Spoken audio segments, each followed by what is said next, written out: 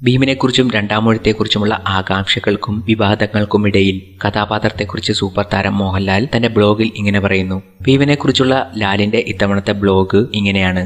ഭീമൻ എപ്പോഴും എന്നോടൊപ്പം എന്ന തലക്കെട്ടോടെ തുടങ്ങിയിരിക്കുന്ന ബ്ലോഗിൽ കഥാപാത്രമാകാൻ താനെടുക്കുന്ന തയ്യാറെടുപ്പുകളെക്കുറിച്ചും വിശദീകരിക്കുന്നു. കുട്ടിക്കാലം മുതലേ പുരാണ കഥകൾ കേട്ടാണ് താൻ വളർന്നതെന്നും മഹാഭാരതത്തിലെ ഭീമൻ എന്ന കഥാപാത്രം എന്നും തന്നെ ആകർഷിച്ചിരുന്നതായും ലാൽ കുറിക്കുന്നു. MTയുടെ രണ്ടാമൂഴത്തിന് ശേഷമാണ് പെരുത്ത ശരീരത്തിനപ്പുറം ഭീമനൊരു നനുത്ത ഒരു മനസ്സുണ്ട് എന്ന് ലോകം മനസ്സിലാക്കിയത്.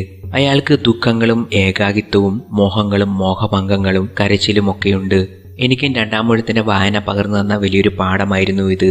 ഭീമനായി എന്റെ പേര് പറഞ്ഞത് മറ്റാരുമല്ല, MT സാർ തന്നെയാണ്. അതിൽ ഒരു നടനെന്ന നിലയിൽ ഞാൻ ധന്യനാണ്. അതിലുപരി അദ്ദേഹത്തോട് നന്ദിയുള്ളവനും. ഇന്ന് ഭീമനാകാനുള്ള തയ്യാറെടുപ്പുകൾക്ക് മുന്നിൽ നിന്നുകൊണ്ട് ആലോചിക്കുമ്പോൾ എനിക്ക് അല്പം അത്ഭുതം തോന്നുന്നുണ്ട്. കാരണം ഭീമൻ എന്ന കഥാപാത്രം ജീവിതത്തിന്റെ വലിയൊരു കാലത്തോളം എന്നെ പിന്തുടർന്നുകൊണ്ടിരുന്നിട്ടുണ്ട്. പലപ്പോഴും ഞാൻ അറിയാതെ തന്നെ രണ്ടാമൂഴത്തിലെ ഭീമനേക്കാൾ മുൻപേ ഞാൻ MT സാറിന്റെ ഭീമനായി. 1985 രംഗം എന്ന സിനിമയിലൂടെ രണ്ടാമൂഴം പോലുള്ള ഒരു കൃതി സിനിമയാകുമ്പോൾ അതൊരു സാധാരണ പരിശ്രമം മാത്രമല്ല ആവശ്യപ്പെടുന്നത്. ഒരുപാട് പ്രതിഭകളുടെ അത്യധ്വാനം ആവശ്യമാണ്. കേന്ദ്ര കഥാപാത്രത്തെ അവതരിപ്പിക്കുന്ന നടനെന്ന നിലയിൽ അടുത്ത 2 വർഷം എനിക്ക് ഏറെ പ്രാധാന്യവും അധ്വാനഭരിതവുമാണ്.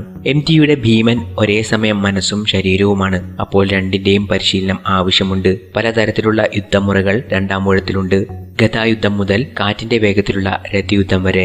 അതാത് ആയോധന കലകളിലെ വിവിധ ഗുരുക്കന്മാരുടെ കീഴിൽ ഇതെല്ലാം അഭ്യസിക്കേണ്ടി വരും. അടുത്ത 1-2 വർഷം അതിനുവേണ്ടി പല കമ്മിറ്റ്മെന്റുകളിൽ നിന്നും മാറി നിൽക്കേണ്ടി വന്നേക്കാം. ഇതെല്ലാം ഒരു മഹത്തായ സ്വപ്നത്തിന്റെ സാക്ഷാത്കാരം ആവശ്യപ്പെടുന്ന ത്യാഗങ്ങളാണ്. അഭിനയിക്കാൻ പോകുന്ന കഥാപാത്രങ്ങൾക്കായി മനഃപൂർവ്വം തയ്യാറെടുപ്പുകൾ ഒന്നും ചെയ്യാത്ത എന്നെ പോലുള്ള ഒരു നടന് ഇത് ഏറെ പുതുമകൾ ഉള്ളതും വെല്ലുവിളികൾ നിറഞ്ഞതുമാണ്. രണ്ടാമൂഴം സംഭവിക്കുമോ ഇല്ലയോ എന്ന ആശങ്കകൾ പങ്കുവയ്ക്കുന്ന ഒരുപാട് പേരുണ്ട്.